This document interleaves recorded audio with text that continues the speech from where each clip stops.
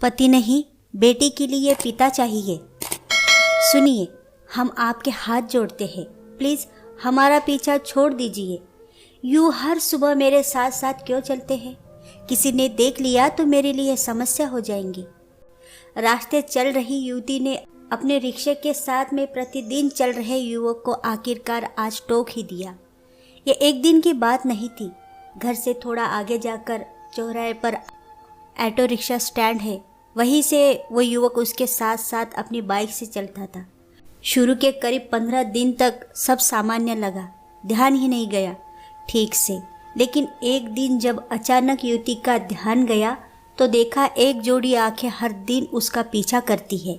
पहले तो वह भयभीत हो गई, फिर उसने हिम्मत से काम लिया। जब युवती घर से बाहर निकलती, उसके साथ एक बुजुर्ग पुरुष लगभग 2-2.5 साल की लड़की को गोद में लिए निकलते थे। घर के पास वाले जो मोड़ था, चहलकदमी करते हुए जाने में मुश्किल से 10 कदम लगते थे। वह तक वो बुजुर्ग छोड़ने जाते थे। छोटी सी बच्ची उस युवती को बाय करके खूब आंसू बहाती थी। उस बच्ची का रुदन तो पास के मोहल्ले वाले भी सुनते थे, तो ऐसा नहीं है कि वो युवती नहीं सुनती होंगी।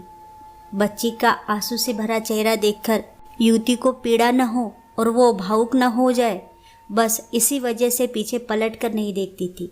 भावुक होने से थोड़ी ना काम चलता है। पैसे कमाने के लिए तो संघर्ष करना ही पड़ता है। पूर्णिमा नाम था उसका। उसकी शादीशुदा जिंदगी का सुख महज 1 साल का ही था। दुर्घटना की वजह से उसके पति चिराग ने दम तोड़ दिया तो वो ससुराल की होकर रह गई। जाति भी कहा। मायके में माँ के स्वर्ग सिधारने के बाद पिता ने दूसरी शादी कर ली तो सौतेले माँ के आतंक ने उसका जीना मुश्किल कर दिया था। पिता ने जिम्मेदारी से दूर भागने की वजह से ही उसकी शादी कम उम्र में कर दी थी। पर किस्मत अच्छी थी उसकी, बहुत सभ्य परिवार और पति मिल गया था। पूर्णिमा का पति चिराग उसे खुश रखने की यथासंभव कोशिश करता था। बहुत अच्छे से दिन कट रहे थे, लेकिन गंभीर दुर्घटना का शिकार होकर आखिर चिराग ने एक दिन दम तोड़ दिया। हालांकि रस्मों के अनुसार पूर्णिमा के पिता उसे साथ ले जाने के लिए उसके ससुराल आए, पर पूर्णिमा ने जाने से साफ इनकार कर दिया, ये कहते हुए कि आप तो अपने दूसरे बच्चों के साथ जीवन यापन कर लेंगे, लेकिन मेरे सास ससुर का मेरे अलावा कोई नहीं है, आप चले जाइए। पिता ने भी ज़्यादा जिद नहीं की और वो बिना साथ लिए लौट गए। वैसे सच भी यही था। पूर्णिमा के पति एक भाई स्वयं और एक बहन थे। बहन शादीशुदा थी, लेकिन विदेश में अपने पति के साथ हमेशा के लिए शिफ्ट हो गई थी। भूले भटके कभी फोन कर लेती, अन्यथा वो भी ज़रूरत नहीं समझती थी। पूर्णिमा की 2 साल की बेटी तनु थी। चिराग सरकारी नौकरी में था, इसलिए उसकी जगह पूर्णिमा को नौकरी मिल गई।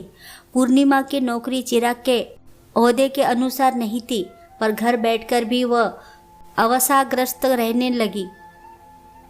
हर समय चिराग को याद करके दुखी होती रहती थी। तो उसके ससुर प्रताप जी ने ऑफिस वाले से कहकर उसे काम पर रखवाया।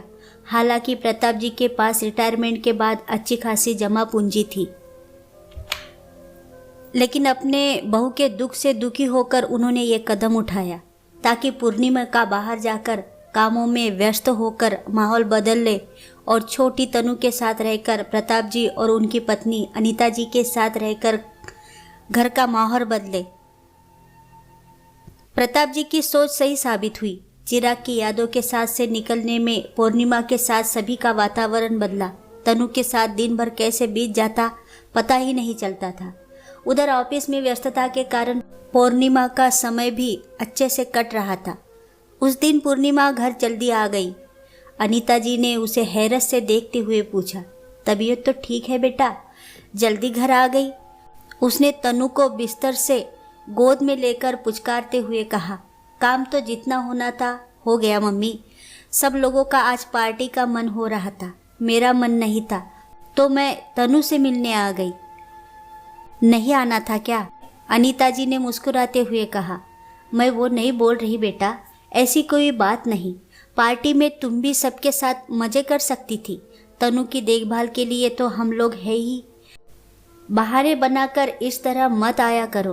तुम्हें दुखी देखकर मुझे चिराग की याद आती है। तनु का गाल छूते हुए अनीता जी ने कहा, इसका क्या दोष है? पहले ही ये पापा के प्यार से वंचित है, अब तुम भी जताकर वही माहौल दोगी तो हमारा इस पर दिया समय परवरिश सब व्यर्थ जाएगा। ऐसा नहीं है कि हमें चिराग को सोचकर दर्द नहीं होता, पर हम भी सिर्फ तुम दोनों के मोह से ही जीवित है। सासू माँ की ये बातें सुनकर फिर से पूर्णिमा की आंखें में आंसू भर आई। वो तो नौकरी छोड़ने के लिए बात करना चाह रही थी, पर घर की स्थिति भांपकर चर्चा नहीं कर पाने को विवश थी। शाम की चाय सास ससुर और खुद के लिए बनाकर पूर्णिमा बालकनी गई और सास ससुर को वही बुलाया।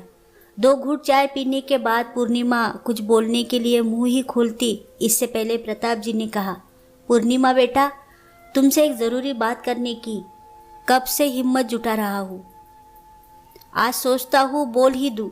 उम्मीद भरी नज़रों से सास ससुर को देखते हुए पूर्णिमा ने कहा, आपको भी पूछने की ज़रूरत है पापा, बेझिझक बोलिए ना। पूर्णिमा का आत्मविश्वास देखकर प्रताप जी और अनीता जी एक दूसरे को अवाक होकर देखने लगे। तभी तनु दीवार से ठोकर लगकर गिर गई। दौड़कर पूर्णिमा ने उसे पुचकारा और तब तक प्रताप जी और अनीता जी ने उसे गोद में लेकर चुप कराया। तनु की खरोश देखकर पूर्णिमा की आंखों से अश्रुधारा प्रवाहित होने लगी। तनु के चुप होने के बाद जब माहौल सामान्य हुआ तो प्रताप जी ने कहा, बेटा, ऐसे कब तक अकेली जीऊंगी? इतना बड़ा जीवन काटना सहज नहीं है। जीवन की राहों में हम सफ़र का होना बहुत ज़रूरी है। तुम्हें सहारा भी मिल जाएगा। तुम्हारे लिए एक लड़का देखा है, स्वभाव व्यवहार से भी अच्छा है और अच्छे पद पर है। हमारी भी जिंदगी का क्या भरोसा, कब क्या हो जाए। तो मैं तुम्हें एक जिम्मेदार हाथ में सौंपकर निश्चित होना चाहता हूँ। तनु के लिए भी आगे की राह आसान हो जाएंगी। इतना बोलने के बाद जब प्रताप जी ने रोहन का फोटो दिखाया तो पूर्णिमा के चेहरे का रंग उड़ गया। ये वही वकील था जो हर दिन पूर्णिमा का पीछा करता था। पूर्णिमा हैरत से पड़ गई और उसे लगा कि वो चीख चीख कर रोए और अपना दर्द किसी को बताकर हल्का हो जाए। वो दौड़कर अपने कमरे में गई और अपने पति चिराग की फ़ोटो के सामने बैठकर रोते हुए बोली, बहुत अमंजस में हूँ चिराग, मुझे बाहर निकालिए। अनित जी ने पीछे से आकर पूर्णिमा के पीठ पर हाथ फेरते हुए कहा, पापा सही बोल रहे हैं बेटा, बात मान लो। तुमने हमारी बहुत सेवा की, अब हमें भी मौका दो। पूर्णिमा आंसू पोंछकर बोली, बहुत दिन से बताना चाह रही थी मम्मी, ये लड़का ऑफिस के समय मेरा पीछा करता था, सही लड़का नहीं है। और आप लोग ऐसा क्यों सोच रहे हैं मुझे सहारे की ज़रूरत है? मैं ऐसे ही ठीक हूँ। कुछ तो लोग कहेंगे, सब बातें बनाएंगे। मुझे आप लोगों के लिए सोचना है। मैं खुश रहूँगी। अगर तू सच में हमारे लिए सोचना चाहती है तो अपनी गृहस्थी बसा लो। लोगों की सोचने के लिए, उनका सामना करने के लिए मैं हूँ ना। अनीता जी ने एक सांस में बोल दिया। पूर्णिमा ने बहुत विरोध किया, पर प्रताप जी और अनीता जी नहीं सहमत हुए। फिर प्रताप जी ने बताया, रिश्ता आया था इस लड़के का तेरे लिए। मैंने पता किया है अच्छी तरह से इसके बारे में। तुम अच्छे से जीवन निर्वाह कर सकती हो। वो तुमसे सीधी बात करने की हिम्मत नहीं जुटा पा रहा था, इसलिए वो चुपके से तुम्हें देखकर समझाना चाह रहा था। मम्मी पापा बोला ना, मुझे सबके साथ रहना है। अपनी माँ को तो कभी नहीं देखा। जो भी है मेरे लिए आप लोग हैं। और आपको कैसे समझाऊँ? मुझे अपने लिए पति नहीं, बेटी के लिए पिता चाहिए। पति बनना आसान है, पिता बनना मुश्किल। मेरे बच्ची है, मैं दर्द समझ सकती हूँ, कोई और नहीं। जिंदगी में किसी और के आ जाने से मेरा समय दूसरी ओर बढ़ जाएगा, पूर्णिमा ने कहा। पूर्णिमा बात सुनो बेटा, झुंझलाते हुए अनीता जी और प्रताप जी ने एक ही स्वर में कहा तो पूर्णिमा की तंद्रा टूटी हो जैसे। अनीता जी ने पूर्णिमा को समझाया, तुम तो कोई बात ही सुनने को तैयार नहीं हो, शांत हो तो कुछ बताओ। पूर्णिमा के आंसू अपने आंचल से पोंछती हुई अनीता जी बोली, बेटा, रोहन की पत्नी रोगग्रस्त होकर ईश्वर को प्यारी हो गई और अपने पीछे 8 महीने की बेटी छोड़ गई। परिवार पूरा हो जाएगा, छोटी बच्ची को भी माँ का प्यार मिल जाएगा और तनु को पिता का प्यार मिल जाएगा। प्रताप जी और अनीता जी ने दोनों मिलकर पूर्णिमा के आगे हाथ जोड़े तो पूर्णिमा निरुत्तर थी और उसके दुख आंखों से सैलाब के रूप में निकल रहे। तो दोस्तों, आपको ये कहानी कैसी लगी? अगर अच्छी लगी हो तो सब्सक्राइब ज़रूर कर दीजिएगा और अपनी राय कमेंट बॉक्स में ज़रूर लिखिए। Thank you.